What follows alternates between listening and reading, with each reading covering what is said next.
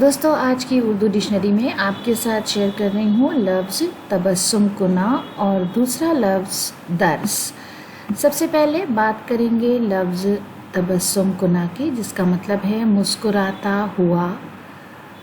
ہندی اردو دونوں میں ایک ہی طرح سے استعمال ہوگا، ایک ہی مطلب کے ساتھ، اور مسکرانے والا، ون ہو از اسمائلنگ اور اسمائلنگ۔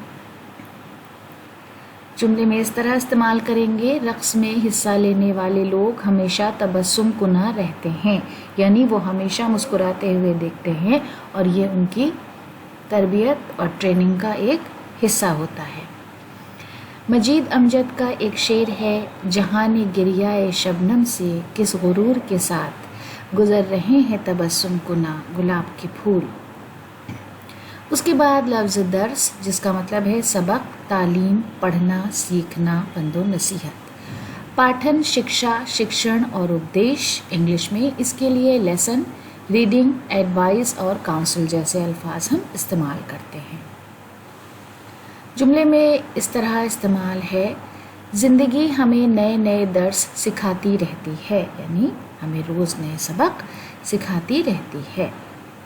سراج اورنگ آبادی کا شعر ہے، وہ عجب گھڑی تھی میں جس گھڑی لیا درس نسخہ عشق کا، کہ کتاب عقل کی طاق پر جو دھری تھی تو ہی دھری رہی۔